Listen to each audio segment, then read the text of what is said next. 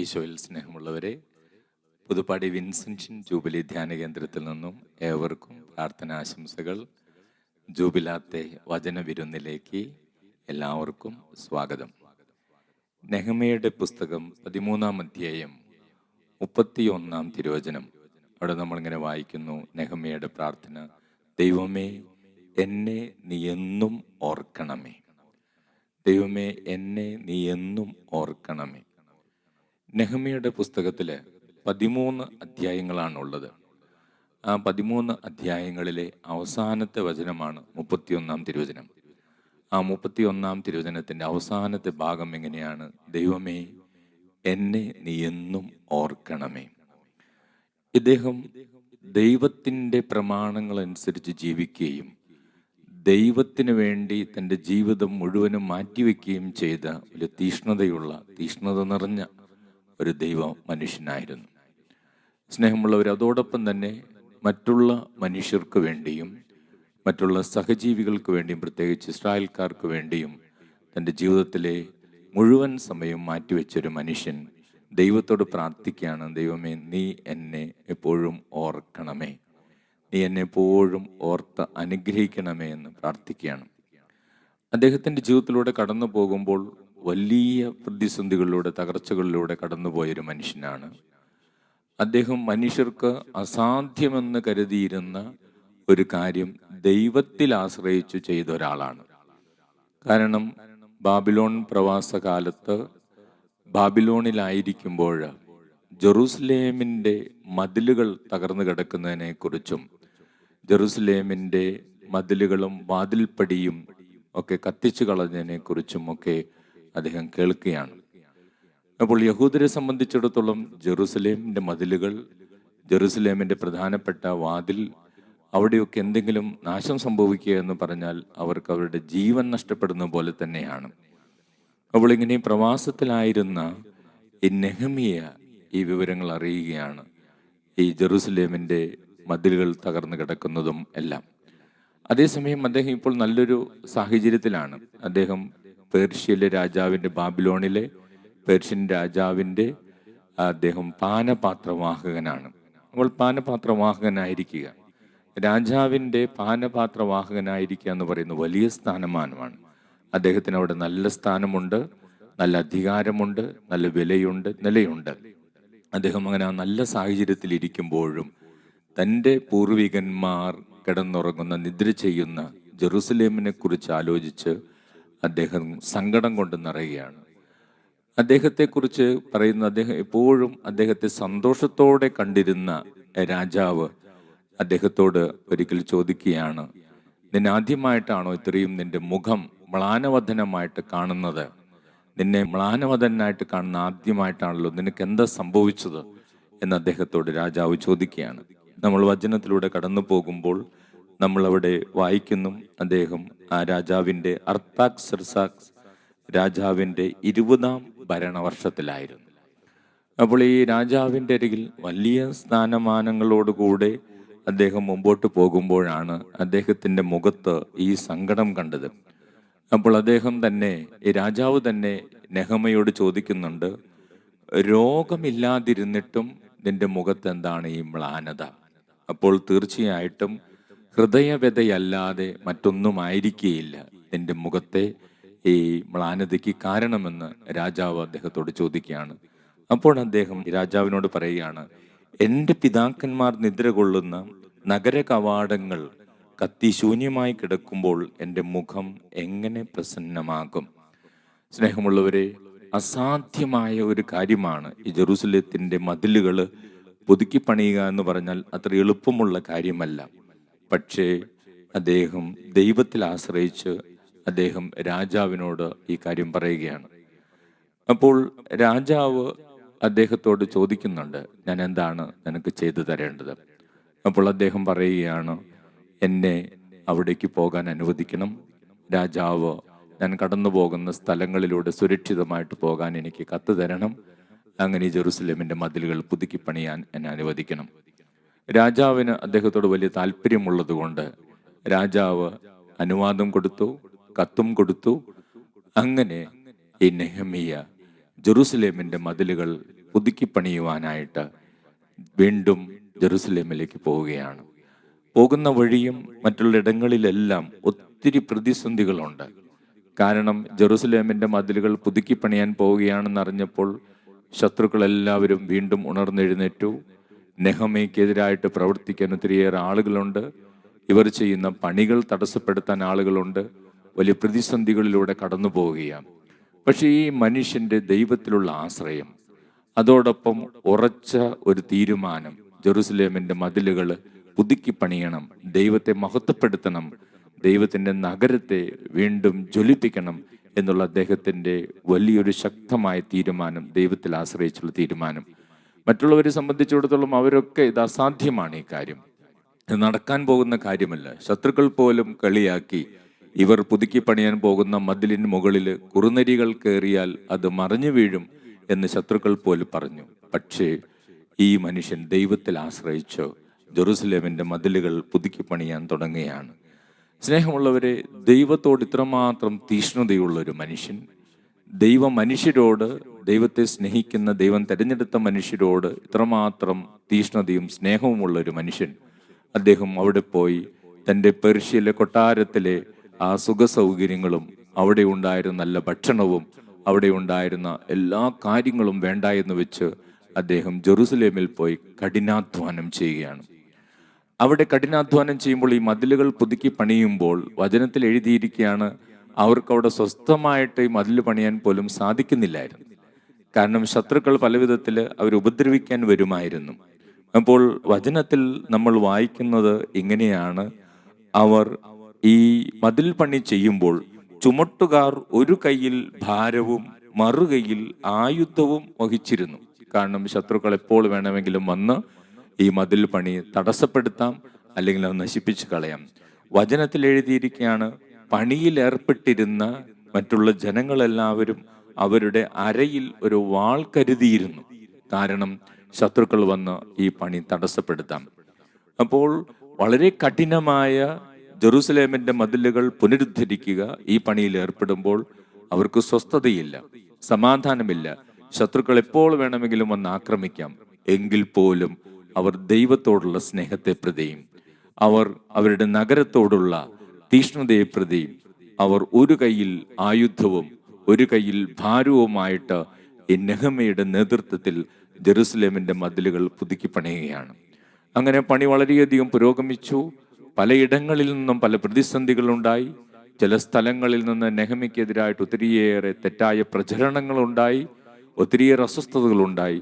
അപ്പോഴെല്ലാം ഈ മനുഷ്യൻ ദൈവത്തോട് ചേർന്ന് നിന്ന് ദൈവത്തിൽ ആശ്രയിച്ച് അങ്ങനെ ജെറുസലേമിൻ്റെ മതിലുകളുടെ പണിയുമായിട്ട് മുമ്പോട്ട് പോവുകയാണ്. അങ്ങനെ വചനത്തിൽ നമ്മൾ വായിക്കുകയാണ്, 52 ദിവസം കൊണ്ടാണ് ഇതിൻ്റെ പണി പൂർത്തിയാകുന്നത്.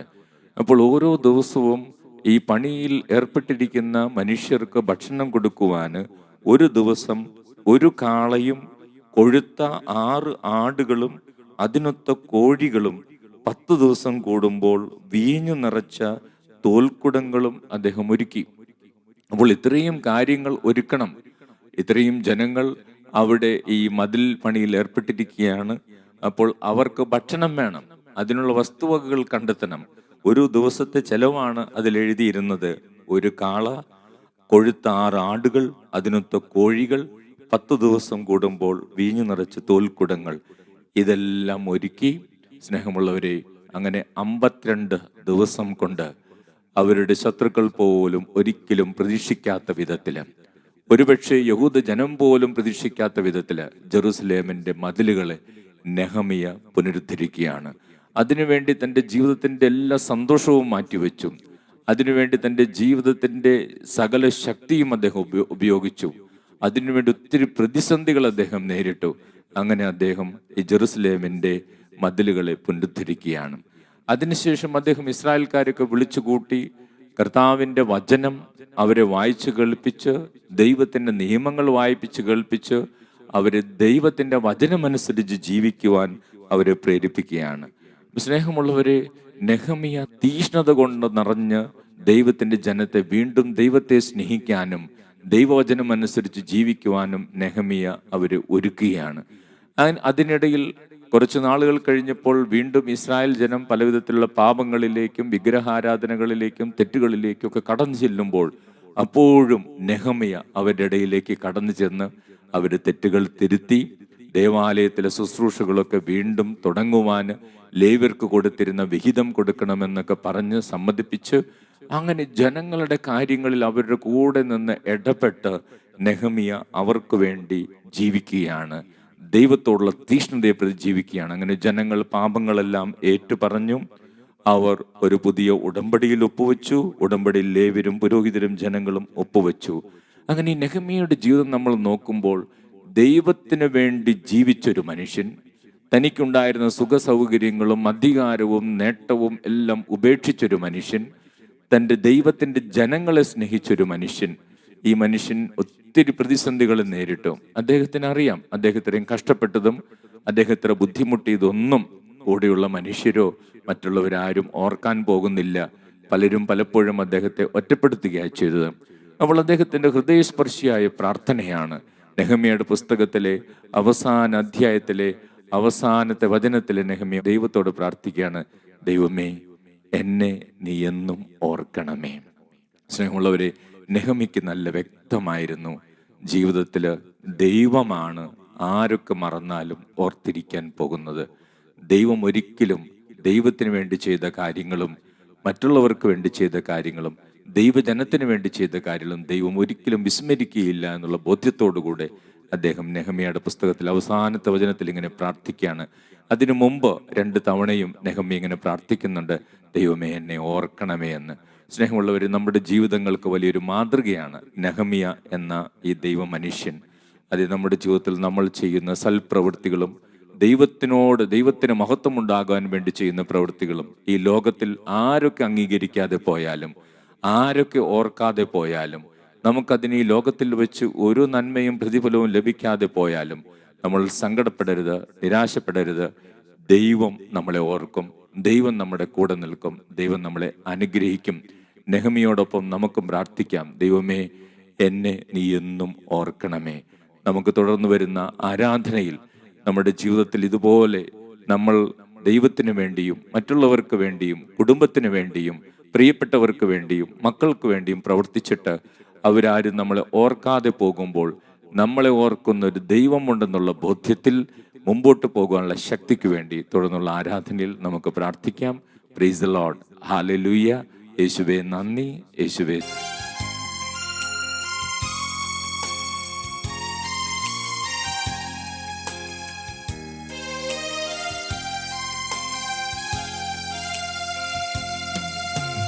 നീ എൻ്റെ സങ്കേതവും നീ എൻ്റെ കോട്ടയും നീ എൻ പ്രാണനാഥൻ നീ എൻ ദൈവം. നീ എൻ്റെ സങ്കേതവും നീ എൻ്റെ കോട്ടയും നീ എൻ പ്രാണനാഥൻ നീ എൻ ദൈവം. ആരാധിക്കും ഞാൻ പൂർണ്ണ ഹൃദയമോടെ, തേടും നിൻ മുഖം ജീവകാലമെല്ലാം, സേവിച്ചിടും ഞാൻ സർവവുമാ അടിയനിതാ. ആരാധിക്കും ഞാൻ പൂർണ്ണ ഹൃദയമോടെ, തേടും നിൻ മുഖം ജീവകാലമെല്ലാം, സേവിച്ചിടും ഞാൻ സർവവുമാ അടിയനിതാ. അടിയനിതാ നാഥ, അടിയനിതാ നാഥ. അടിയനിതാ നാഥ അടിയനിതാ അടിയനിതാ അടിയനിതാ. പരിശുദ്ധ പരമ ദിവ്യ കാരുണ്യത്തിന് നേരവും ആരാധനയും സ്തുതിയും പുകഴ്ചയും ഉണ്ടായിരിക്കട്ടെ. പരിശുദ്ധ പരമ ദിവ്യ കാരുണ്യത്തിന് നേരവും ആരാധനയും സ്തുതിയും പുകഴ്ചയും ഉണ്ടായിരിക്കട്ടെ. നിത്യസ്തുതിക്ക് യോഗ്യമായ പരിശുദ്ധ പരമ ദിവ്യ കാരുണ്യത്തിന് നേരവും ആരാധനയും സ്തുതിയും പുകഴ്ചയും ഉണ്ടായിരിക്കട്ടെ. നാം വിളിച്ചപേക്ഷിക്കുമ്പോഴൊക്കെ നമ്മുടെ ദൈവമായ കർത്താവ് സമീപസ്ഥനായിരിക്കുന്നത് പോലെ ദൈവം ഇത്ര അടുത്തുള്ള വേറെ ഏത് ശ്രേഷ്ഠ ജനതയാണുള്ളത്? ഈശോ നമ്മുടെ തൊട്ടടുത്ത് ജീവിക്കുന്ന ദൈവം നമ്മുടെ തൊട്ടരികിൽ, നമ്മുടെ സമീപത്ത്, നമ്മുടെ കുടുംബത്തിലേക്ക് കടന്നു വന്നിരിക്കുകയാണ്. നമ്മുടെ കുടുംബത്തിൻ്റെ നിയോഗങ്ങൾ, നമ്മുടെ വ്യക്തിപരമായ നിയോഗങ്ങളെല്ലാം ദിവ്യകാരുണ്യ ഈശോയുടെ കരങ്ങളിൽ നമുക്ക് സമർപ്പിക്കാം. നമ്മൾ മനോഹരമായൊരു പ്രാർത്ഥനയെക്കുറിച്ച് ധ്യാനിക്കുകയായിരുന്നു. നെഹമയുടെ പ്രാർത്ഥന, ദൈവമേ നീ എന്നും എന്നെ ഓർക്കണമേ. ഒരുപക്ഷെ ജീവിതത്തിൽ ഒത്തിരിയേറെ കാര്യങ്ങൾ ദൈവത്തിന് വേണ്ടി ചെയ്തു, ഒത്തിരിയേറെ കാര്യം മറ്റുള്ള സഹോദരങ്ങൾക്ക് വേണ്ടി ചെയ്തു.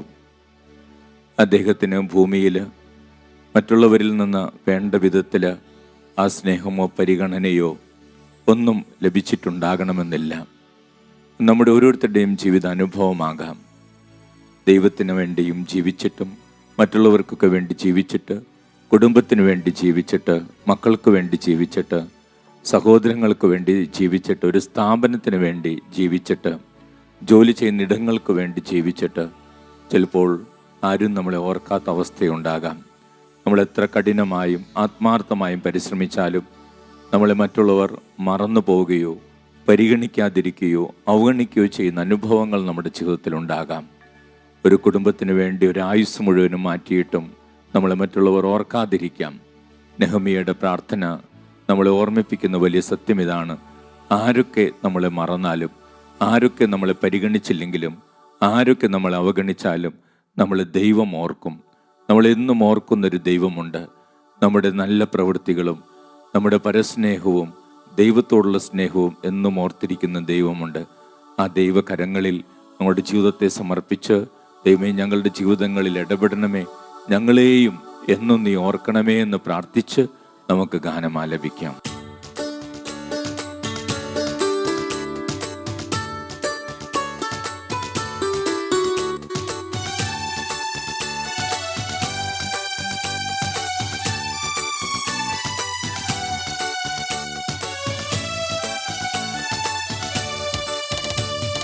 കരുതുന്നവൻ ഞാനല്ലയോ, കലങ്ങുന്നതെന്തിനു നീ? കണ്ണുനീരിൻ്റെ താഴ്വരയിൽ കൈവിടുകയില്ല ഞാൻ നിന്നെ. കണ്ണുനീരിൻ്റെ താഴ്വരയിൽ കൈവിടുകയില്ല ഞാൻ നിന്നെ. കരുതുന്നവൻ ഞാനല്ലയോ, കലങ്ങുന്നതെന്തിനു നീ? കണ്ണുനീരിൻ്റെ താഴ്വരയിൽ കൈവിടുകയില്ല ഞാൻ നിന്നെ. കണ്ണുനീരിൻ്റെ താഴ്വരയിൽ കൈവിടുകയില്ല ഞാൻ നിന്നെ. യേശുവേ, ഈ ആരാധനയിൽ പങ്കെടുക്കുന്ന ഓരോ മകനെയും മകളെയും അങ്ങ് ഓർക്കണമേ. ജീവിതത്തിൽ അവഗണിക്കപ്പെടുന്ന അവസരങ്ങളിലേക്ക്, പരിഗണന ലഭിക്കാത്ത അവസ്ഥകളിലേക്ക് അങ്ങ് കടന്നു ചെല്ലണമേ.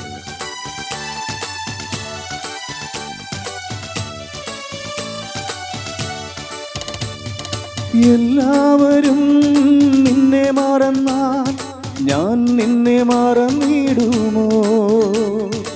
എല്ലാവരും നിന്നെ മറന്നാൽ ഞാൻ നിന്നെ മറന്നിടുമോ?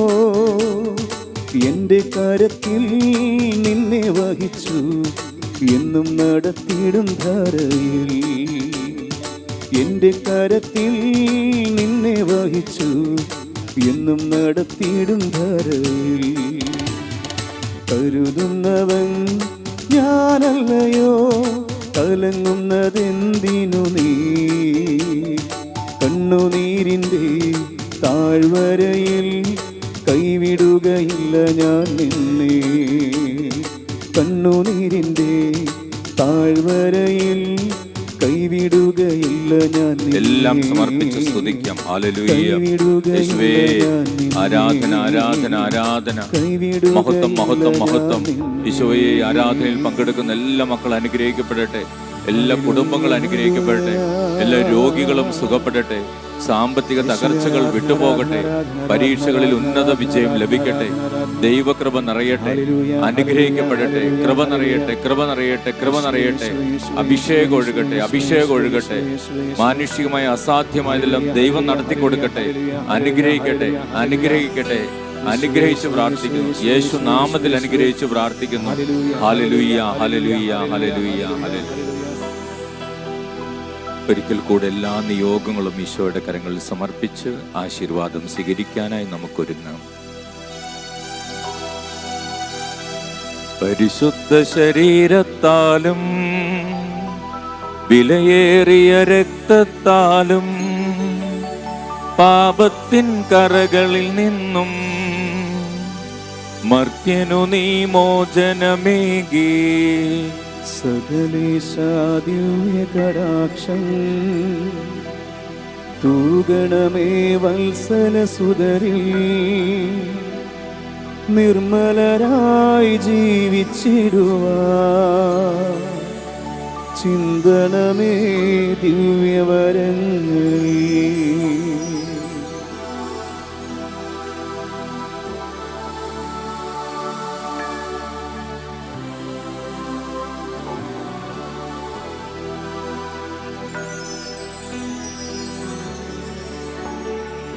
പരിശുദ്ധ പരമദിവ്യകാരുണ്യത്തിന് എന്നേരവും ആരാധനയും സ്തുതിയും പുകഴ്ചയും ഉണ്ടായിരിക്കട്ടെ.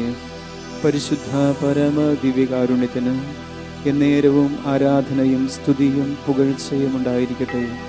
പരിശുദ്ധ പരമദിവ്യകാരുണ്യത്തിന് എന്നേരവും ആരാധനയും സ്തുതിയും പുകഴ്ചയും ഉണ്ടായിരിക്കട്ടെ.